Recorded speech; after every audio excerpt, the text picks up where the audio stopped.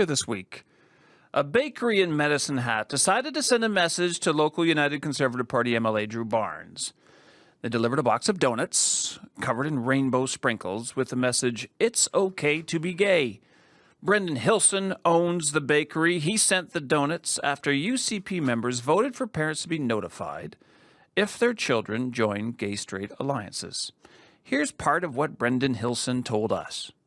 What if they did this? Like, they actually declared themselves as, I think, the way I see it, as the anti-gay party, and nobody said anything. That's Baker, Brendan Hilson. Now, Harrison Fleming is a United Conservative Party member and the coordinator with the national group LGBTory. That's a group of LGBTQ conservatives.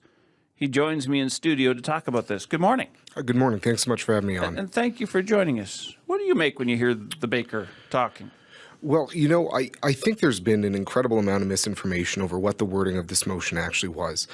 What they actually talked about is if there is content that is explicitly religious or sexual in nature, parents need to be involved in that conversation. Now, this is already in the Alberta Education Act at Section 58.1. What we saw this weekend was members say that they wanted to be notified of these things, but the reality is, and what my organization has had a great deal of success communicating to people, is that GSAs are not places where this type of content is discussed. They are peer-to-peer support groups to specifically help vulnerable LGBT kids.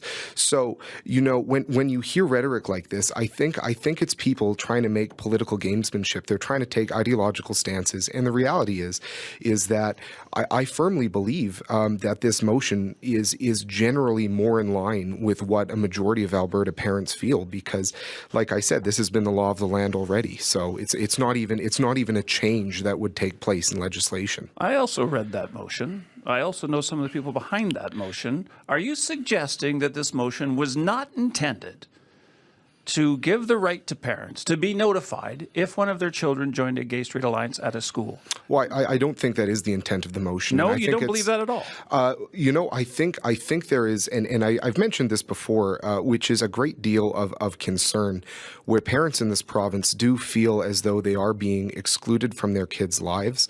But the reality is that the language of this motion does not impact GSAs, because GSAs are not places where religious or sexual content is discussed. They're peer-to-peer support groups. And so I think certainly some parents had concerns that GSAs were perhaps a way to have a type of sexual education take place sort of in a backdoor manner. But it's simply not the case. And the more conversations I have specifically with concerned parents organizations, the more that we find an incredible amount of middle ground and just a groundswell of support specifically for these peer-to-peer groups called GSAs. Yeah.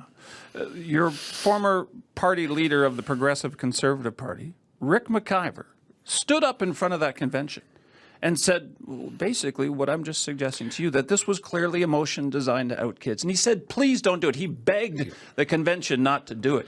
Was he confused? Is that what you're suggesting? Well, I think he was caught up in a rhetorical moment. Let me be clear. I was the first person to stand up and speak against this motion. Yeah. And what I said is that this is redundant. It already exists in the Education Act.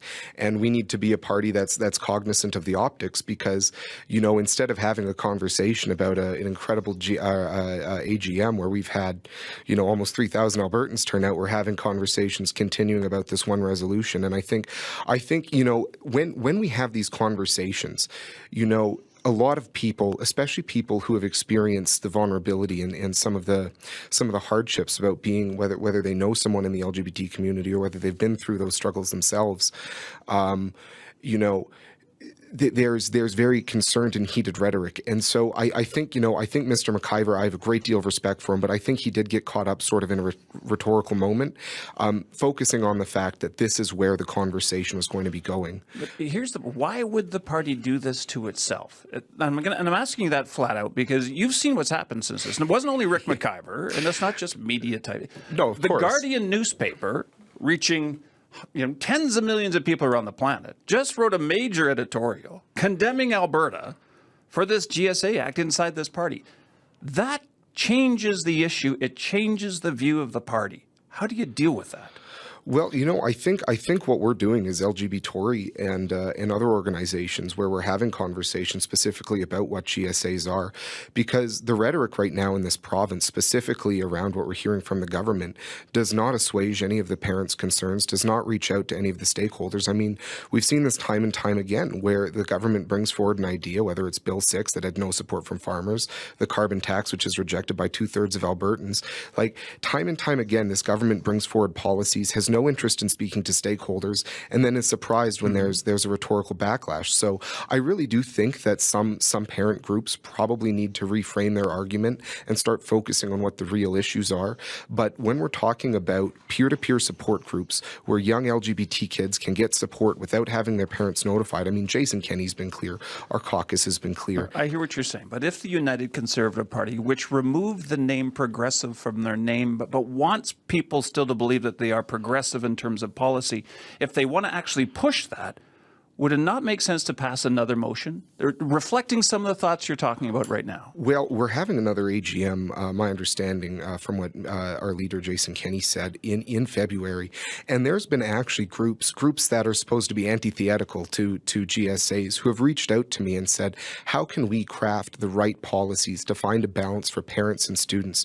And I look forward to continuing those conversations because truly, I believe that the concerns of these parents are fair and reasonable, and a lot of the fear is based on some misinformation. And so again, when we can have these discussions and actually open up doors, that's how we get to the bottom of this, and that's how we solve this. I can't theorize or fix how other people want to talk about this, but I can talk about my experience, which as LGBTory this weekend had an overwhelming amount of support, and that is truly heartening. So, Mr. Fleming, thank you very much for joining us this morning. It was nice to meet you. Hey, thank you. That's Harrison Fleming. He's the Alberta coordinator for LGBTory, a group of LGBTQ conservatives. He's seeking the nomination to run for the United Conservative Party